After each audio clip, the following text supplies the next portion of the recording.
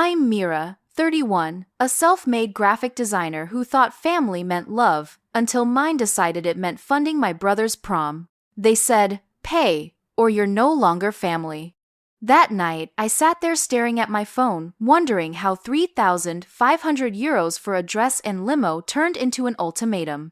But by morning, their account was gone, and so was their power over me. Before I tell you how it all collapsed, hit like, subscribe, and comment where you're watching from. Because this one's messy. Let me take you back to the beginning, to when I still believed family was supposed to be your safe place. My mother's name is Alara, and she has this way of smiling that makes you feel like you're either her entire world or absolutely nothing, depending on what she needs from you that day. My father Jovan, he's quieter, the kind of man who lets silence do his dirty work, who nods along while my mother speaks and then hits you with one cutting line that stays with you for weeks. And then there's Theo, my younger brother, the miracle child, the golden boy, the one who could do no wrong even when he was doing everything wrong. He's 20 now, and he's never had to work for anything in his entire life because our parents built this protective bubble around him, this fortress of excuses and exceptions that I was never allowed to enter.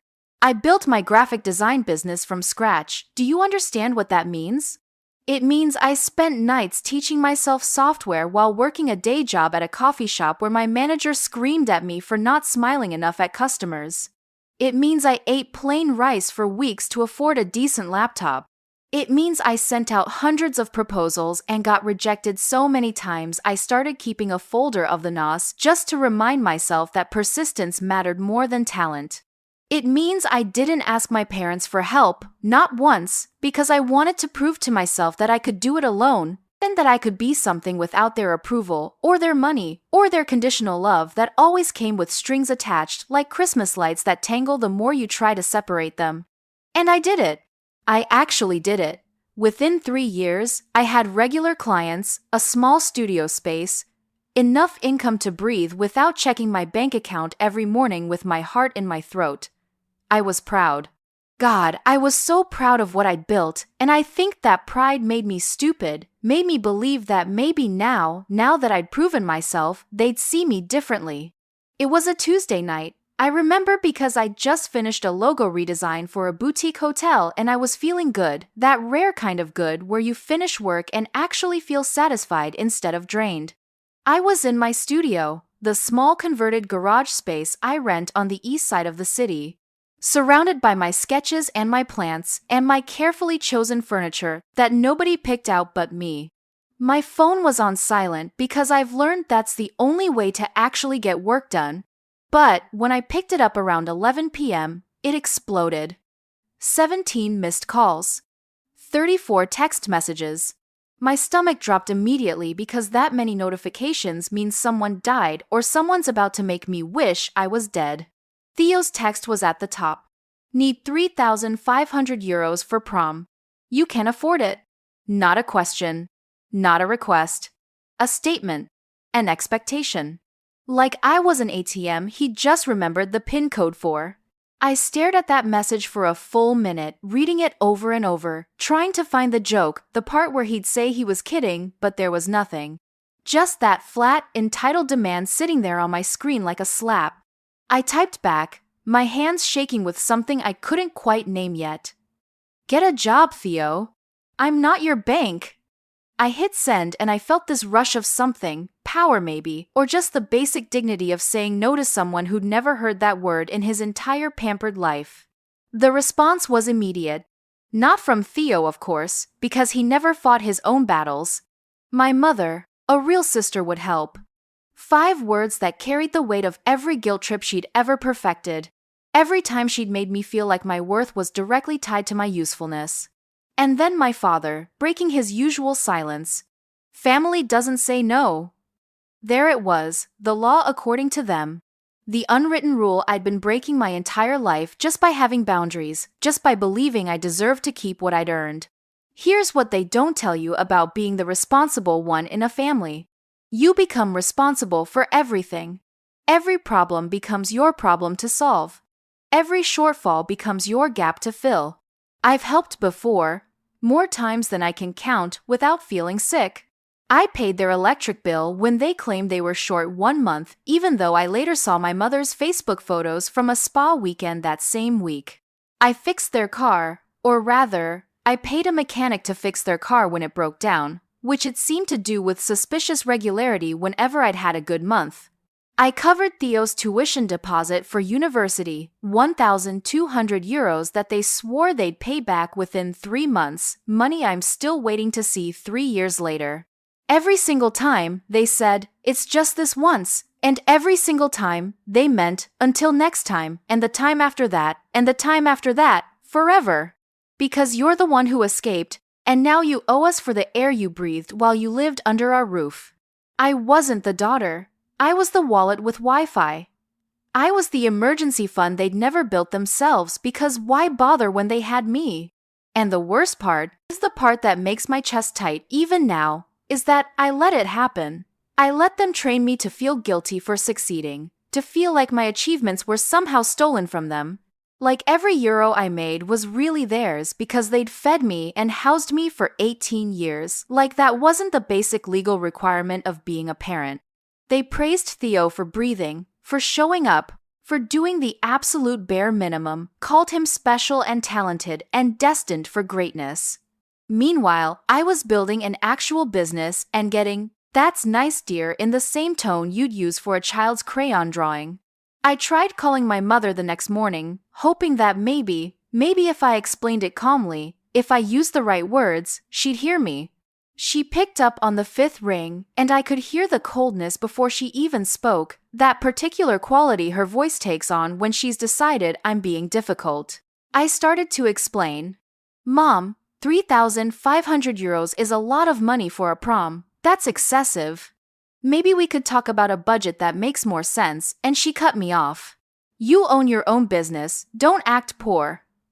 Those words, that exact phrasing, it did something to me. Don't act poor. Like my success was a costume I was wearing, like I was pretending to have limitations when really I was just being selfish. Like the money I'd worked for was monopoly money, meaningless, infinite, mine to distribute according to her demands. That's when I remembered the joint account. God, the joint account. I'd opened it maybe 4 years ago during a moment of weakness, or family feeling, or stupidity, I'm not sure which. My mother had said it would be good for emergencies, for family emergencies, so we could all help each other when times were tough. She made it sound so reasonable, so mutual, like we'd all be contributing and withdrawing equally. I'd put some money in initially, and honestly, I'd kind of forgotten about it because I never used it, never thought about it. It was just there in the background of my banking app, like a room in a house you never enter. But something about this conversation, about the way she'd said, "Don't act poor," made my brain start connecting dots I'd been intentionally avoiding. I pulled up my banking app right there, while still on the phone with her, and checked the account activity. My heart started pounding so hard I could hear it in my ears. There was a pending transfer for €5,200. Not €3,500 like Theo had asked for. €5,200. I scrolled down through the transaction history and my vision literally blurred. Charges I'd never made. Withdrawals I'd never authorized. Transfers to accounts I didn't recognize. My mother was still talking, something about family obligations and gratitude, but I couldn't hear her anymore over the rushing sound in my head. I hung up. I just hung up on her mid-sentence. Something I'd never done in my entire life. And I sat there in my studio staring at my phone screen, watching 4 years of transactions scroll past like evidence in a crime I'd been too blind to see I was the victim of. My hands were shaking so badly I almost dropped my phone. I felt betrayed, yes, but more than that, I felt stupid. How had I not checked this? How had I trusted them so completely that I'd given them access to my money and never once verified what they were doing with it? I called Kira. Dr. Kira DeLynn, an old friend from my coffee shop days who'd gone to law school and specialized in tax law and financial consulting. She's the one who helped me register my business properly, who explained tax deductions and liability in a way that actually made sense. I trusted her, and more importantly, she was the kind of person who didn't sugarcoat things, who'd tell me exactly how bad this was. She answered on the second ring, and I could barely get the words out. Kira, I need help. I think my family has been stealing from me. Saying it out loud, using that word stealing, it made it real in a way that hurt like a physical wound. She came to my studio that afternoon, laptop and briefcase in hand, all business. We sat at my desk, and I gave her access to the joint account, and we started going through every single transaction together. It took hours. The sun set while we were working, and I didn't even notice until Kira turned on my desk lamp. Each transaction was a small betrayal, but together they formed this massive tapestry of deceit that I couldn't stop staring at.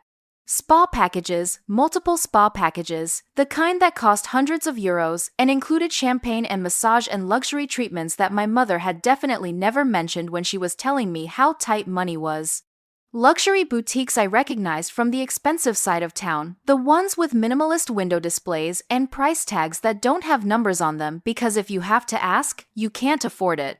Restaurant charges from places I'd never been, places that required reservations weeks in advance. And there, buried in the middle of 18 months ago, a down payment for a car.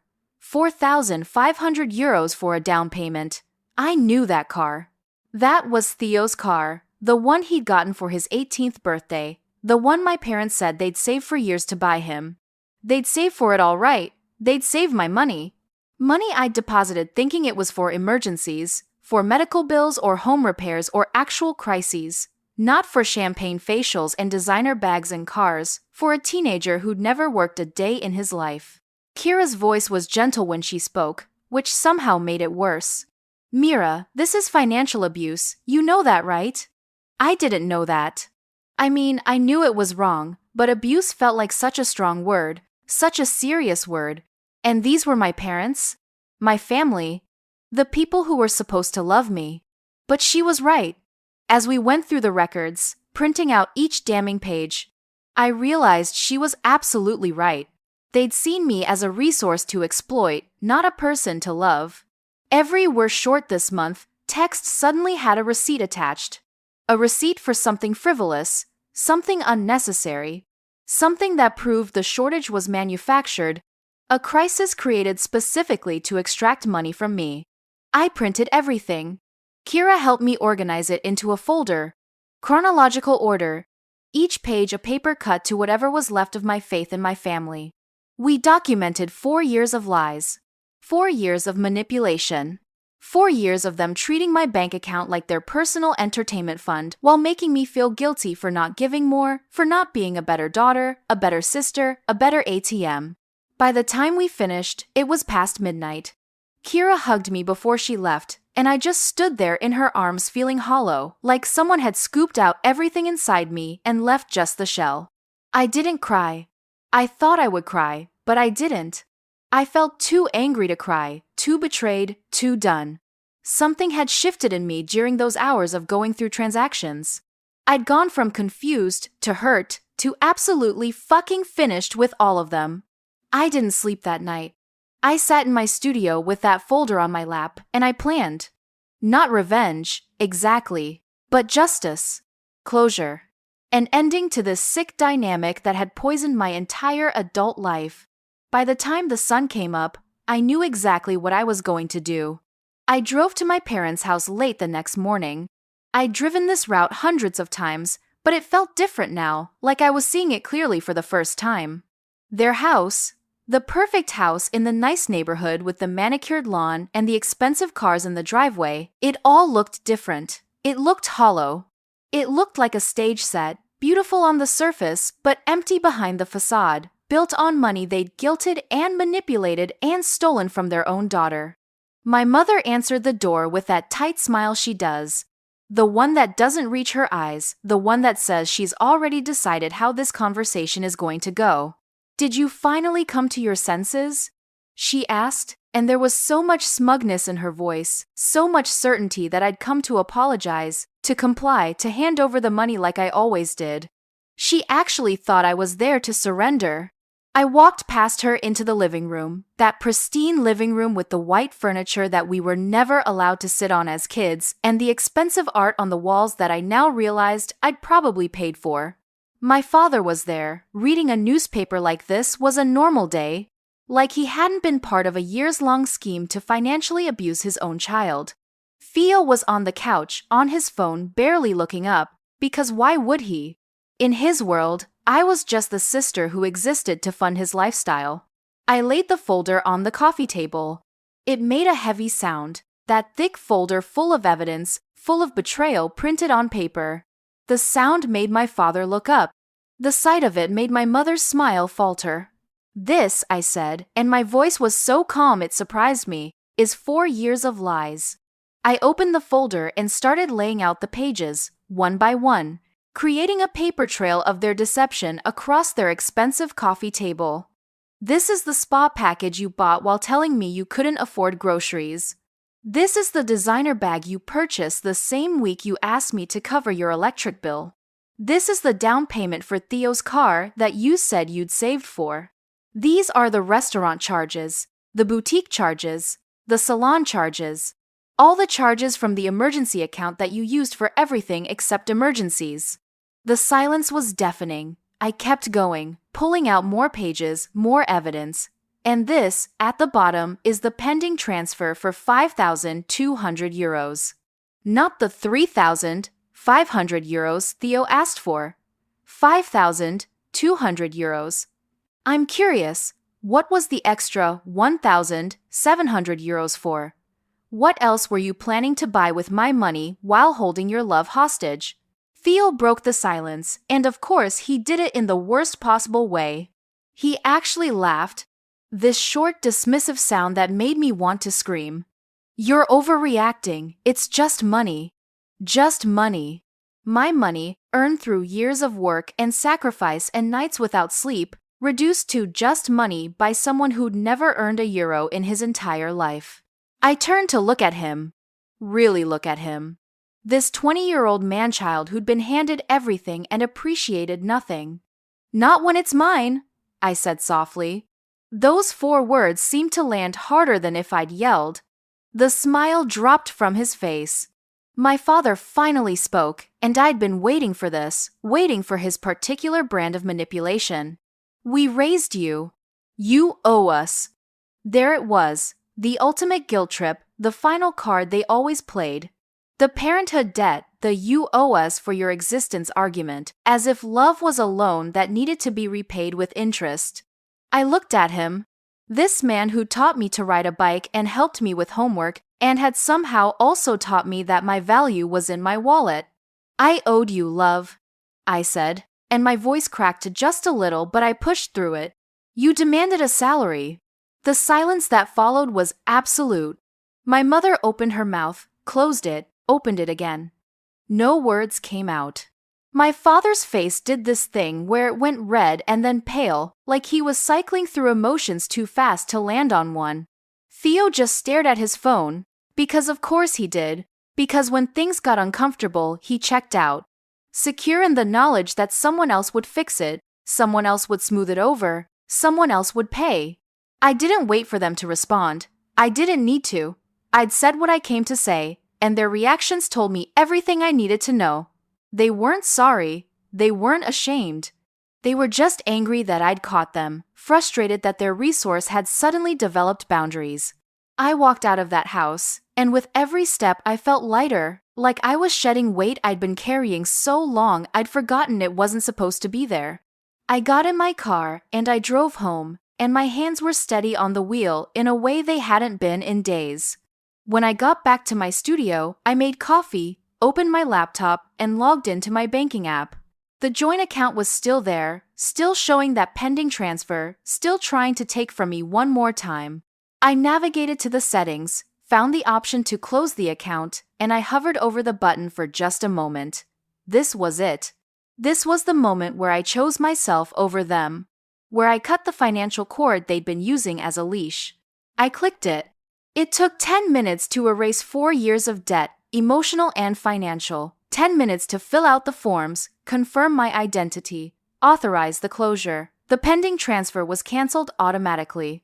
The remaining balance, the money I'd put in that they hadn't managed to spend yet, was transferred back to my personal account, and then it was done. The account ceased to exist. The access they'd had to my money, to my security, to my peace, it was gone. I sent a single text to the family group chat. Account closed. Don't call me again. 7 words to end a lifetime of dysfunction. I watched the typing bubbles appear, disappear, appear again, and then I did something I'd never done before. I blocked them, all of them, my mother, my father, Theo.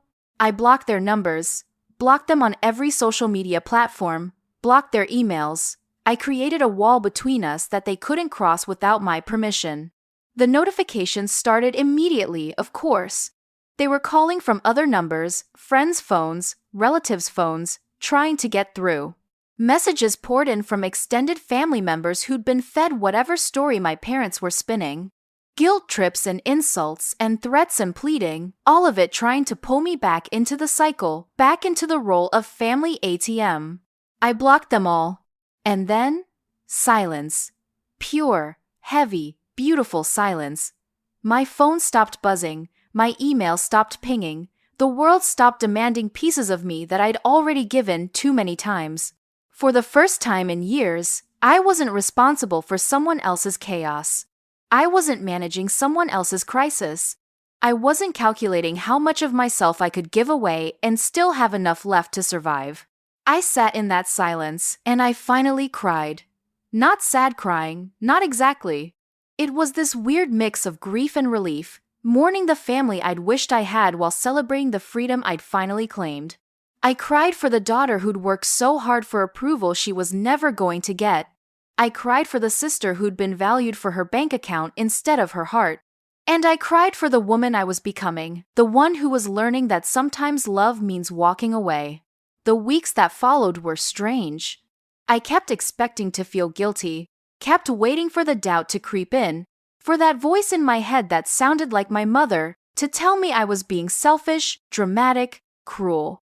But it didn't come. Instead, I felt peace.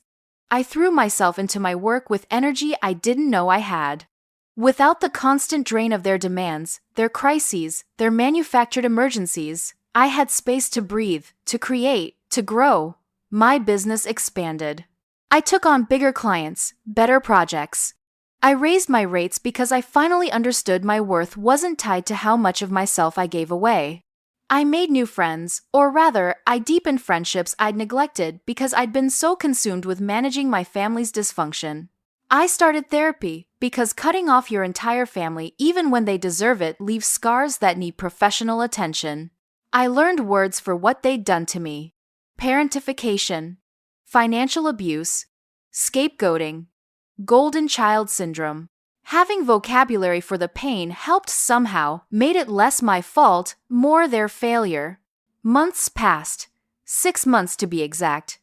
I was having coffee with my cousin Nadia, one of the few family members who'd reached out to hear my side instead of just judging me. She was uncomfortable, I could tell, fidgeting with her cup and not meeting my eyes. "I thought you should know," she finally said. "They lost the house." I felt nothing. I waited for the guilt, for the horror, for the urge to rush in and save them like I'd always done. Nothing came. "Tell me what happened," I said, and my voice was curious but detached, like she was telling me about strangers. Apparently, without my money as a safety net, their house of cards had collapsed exactly as quickly as you'd expect. They'd been living beyond their means for years, relying on me to cover the gaps, and once I was gone, those gaps became chasms. Missed mortgage payments, defaulted loans, creditors they'd been dodging finally caught up. They'd lost the house and moved into a small apartment across town, the kind of place they used to drive past and feel superior to. "And Theo?" I asked, though I wasn't sure I cared. Nadia actually smiled a little. "Working retail. Folding clothes at that outlet store by the mall. Part-time. The golden child, the miracle baby, the one too special for normal responsibilities, was folding t-shirts for minimum wage." I should have felt triumphant. I should have felt vindicated. Instead, I just felt tired and a little sad for all of us, for the family we could have been if they'd loved me as much as they loved my money. I didn't ruin them, I told Nadia, and I needed her to understand this, needed someone in the family to understand. I just stopped saving them from themselves. She nodded, and I could see she got it, really got it. They're telling everyone you abandoned them in their time of need, she said quietly. That you're heartless and selfish. I know, I said. Because of course they were. They couldn't admit they'd abused and exploited their own daughter, so they'd rewritten the story, made me the villain in their narrative. Let them tell it however they need to. I know the truth. That night, I thought about writing this all down, sharing it somehow, because I kept meeting people who had similar stories, who were trapped in the same cycle with their own families. People who felt guilty for having boundaries. Who were taught that love meant sacrifice, even when the sacrifice was destroying them. I wanted them to know they weren't alone, and more importantly, they weren't wrong for wanting to be free. Family doesn't mean endless sacrifice. It took me 31 years to learn that. 31 years of being told that real love meant giving until I had nothing left. That boundaries were selfish and limits were cruel. But that's not love. That's exploitation wearing a love mask. Real family, real love, it respects you. It values you for who you are, not what you can provide. It doesn't come with a price tag and a payment schedule. The day I stopped paying for their comfort was the day I finally bought my peace. And yes, it cost me my family. But here's what I gained. Myself. My money, my time, my energy, my life, all of it finally mine to spend how I chose. I gained mornings without dread, evenings without their demands, nights without lying awake calculating how much I could afford to give away this time. I gained the ability to save for my own future instead of funding theirs. I gained friendships with people who loved me for me, not for what I could do for them. Was it worth it? Every single day, I wake up in my small studio apartment, the one I can now afford to make truly beautiful because I'm not covering someone else's bills. And I know the answer. Yes. 1,000 times yes. I'd make the same choice tomorrow, next week, next year. I'd choose me every single time. If you've ever been guilt-tripped in the name of family, if you've ever felt like love came with terms and conditions and payment plans, if you've ever wondered if you're selfish for wanting to keep what you earned, drop a broken heart in the comments. I want to hear your story, because you're not alone, and you're not wrong, and you deserve to be free too. Family should be your foundation, not your burden. And if they can't understand that, then maybe the problem isn't you. Maybe it never was. I'm Mira, and I bought my peace. What are you going to buy with yours?